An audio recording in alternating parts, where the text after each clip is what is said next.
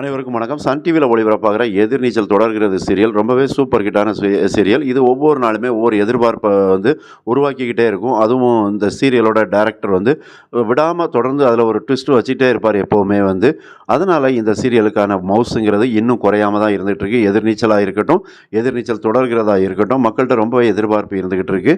இந்த சீரியல் இப்போ ரொம்பவே விறுவிறுப்பாகவும் போயிட்டுருக்கு. ஏன்னா இந்த பெண்கள் எதிர்நீச்சல் போட்டு வாழ்க்கையில் முன்னேறணும், சொந்த காலில் முன்னேறணும் அப்படிங்கிற ஒரு கதை அம்சத்தோடு தான் போயிட்டுருக்கு. அதுவும் குறிப்பாக தமிழ் சோறு அப்படிங்கிற ஒரு தொழிலை ஆரம்பிக்கிறாங்க. அப்போ அந்த நிறுவனத்துக்கு தமிழ் சோறுன்னு பேர் வச்சாச்சு.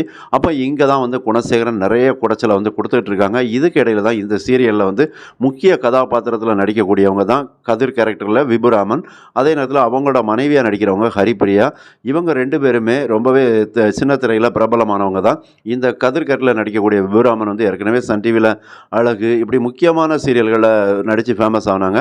அதே நேரத்தில் இவங்க நந்தினியாக நடிக்கக்கூடிய ஹரிப்பிரியா இதே சன் டிவியில் பிரியமானவளே அப்படிங்கிற சீரியலில் நடித்து அதுலேயும் இவங்க பிரபலமானவங்க. அப்போ இந்த ஜோடி இந்த சீரியலில் மக்கள்கிட்ட ரொம்பவே ரீச் ஆகிருக்கு. குறிப்பாக கதிர் கேரக்டர் ஒரு வில்லன் கேரக்டர் மாதிரி தான். அதனால் மக்களுக்கு கொஞ்சம் அவர் மேலே எப்போவுமே கடுப்பாக தான் இருப்பாங்க. ஆனால் அதே நேரத்தில் நந்தினி துருதுருன்னு காமெடி பண்ணக்கூடியவங்க தான். என்ன அப்படின்னா, இப்போ இந்த வீடியோவில் நம்ம எதை பற்றி பார்க்க போகிறோம் அப்படின்னா, வீட்டை கட்டிப்பார் கல்யாணத்தை பண்ணிப்பார் அப்படின்னு சொல்லுவாங்க. அந்த வகையிலே தான் ஒவ்வொருத்தருக்குமே கனவு அப்படிங்கிறது எதுவாக இருக்கும் அப்படின்னா, ஒரு வீடு கட்டுறது தான் கனவாக இருக்கும். அந்த வகையில் தான் இப்போ சீரியல் ஆர்டிஸ்ட்டும் ஒவ்வொருத்தருமே வீடு கட்டி அதை சோசியல் மீடியாவில் அந்த வீட்டோட புகைப்படங்களை வெளியிடுதாங்க. அப்போ அது ரொம்பவே ட்ரெண்டிங்காகவும் வைரலாகவும் ஆகிட்டு இருக்கு. இல்லைனா கார் வாங்குவாங்க புதுசாக. ஒவ்வொருத்தருக்கு ஒவ்வொரு கனவு இருக்கும். சிலருக்கு ஒரு சீரியலில் நடிக்கும்போது அவங்களுக்கான கனவு அப்படிங்கிறது முதல்ல ஒரு கார் வாங்கிடணும் அப்படிங்கிற கனவு இருக்கும்.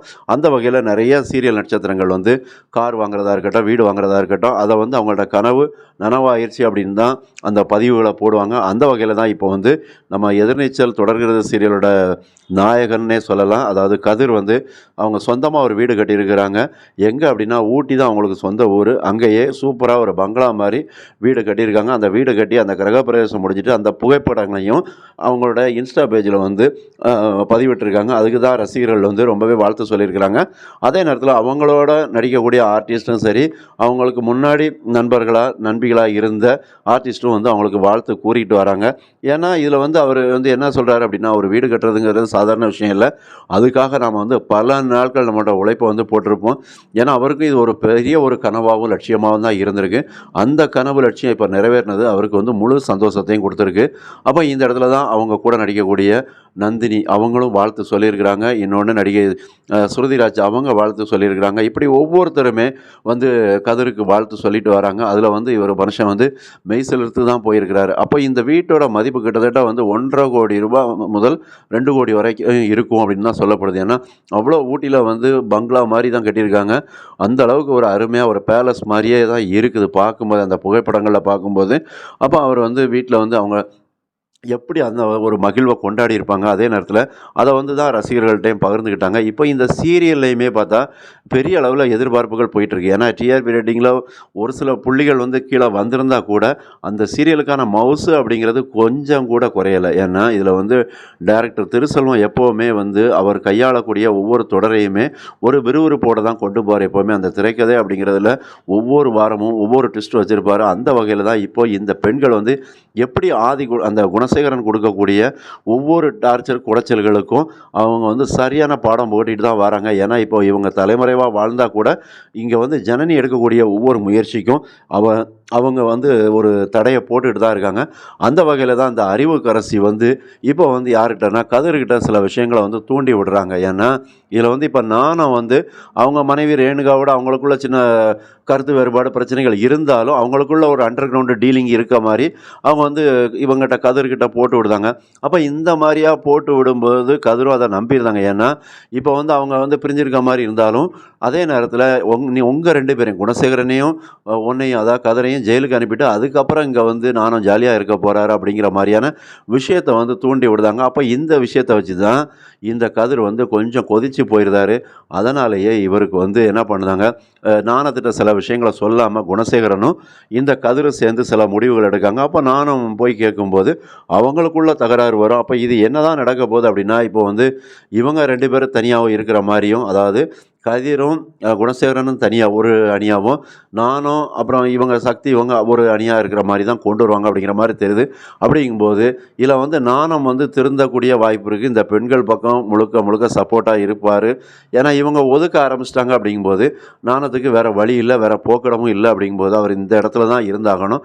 அதனால தான் இனி வந்து ரொம்பவே விறுவிறுப்பாக பரபரப்பாக இருக்கும் காட்சிகள்லாம் அப்படின்னும் பரவலாகவே பேசப்பட்டு வருது. அதே நேரத்தில் இப்போ வந்து கதிர் வீட்டை கட்டிட்டாரு. இனி வந்து அப்போ என்ன பண்ண போகிறாரு அடுத்தது? அடுத்தது அவர் அடுத்த நோக்கம் என்னவா இருக்கும்? அடுத்தும் ஒரு வீடு கட்டணும்னு தான் பிளான் போடுவாங்க. ஏன்னா இப்போ ஒரு வீடு கட்டியாச்சுன்னா அடுத்த ஆசையும் மறுபடியும் இன்னொரு வீடு கட்டணும் அப்படிங்கிற ஆசை எல்லாருக்கும் உண்டு. அதுவும் குறிப்பாக வந்து இந்த எதிர்நீச்சல் சீரியலுக்குள்ளே வந்ததுக்கப்புறமே அவருக்கான எதிர்பார்ப்புங்கிறது ரொம்ப அதிகமாகிடுச்சுது. அப்போ அவரோட சம்பளமும் அதிகமாக கூட ஆரம்பிச்சிட்டு. ஏன்னா அந்த எதிர்நீச்சல் சீரியலில் முக்கியமான ஒரு கேரக்டராக இருந்தார். இதுக்கு முன்னாடி எதிர்நீச்சல் சீரியலில் வந்து மாரிமுத்து தான் இருந்தாங்க. அவங்க வந்து அந்த ஆதி குணசேகரன் கேரக்டரை யாராலையும் அசைச்சு பார்க்க முடியாது. அந்த அளவுக்கு அவரோட பேச்சு இந்தாம்மா அப்படிங்கிற மாதிரி செமையாக இருக்கும். ஆனால் அவர் இறப்புக்கு பின் வந்து அந்த போட்டை தாங்கக்கூடிய ஒரு கப்பலை ஓட்டக்கூடிய மாலுமி மாதிரி இவர் கதிர் வந்துட்டார். இவர் மேலே தான் அந்த சுமைகள் அதிகமாகிடுச்சுது. அதன் பிறகு என்னதான் வந்து வேலராமமூர்த்தி வந்தாலும் கதிர் மேலே எதிர்பார்ப்புகள் அதிகமாக இருந்தது. அவர் தான் அதை வந்து தூக்கி நிறுத்தினார்னே சொல்லலாம். இன்னும் அதே நேரத்தில் இவங்க நந்தினி அவங்க அந்த துடுதுடுப்பான ஒரு காமெடி பண்ணுறது, அதே நேரத்தில் கதிரோட சேர்ந்து போடக்கூடிய சண்டைகள், இது எல்லாமே மக்கள் வந்து ரொம்பவே ரசிக்கும்படியான காட்சிகளாக தான் இருந்தது.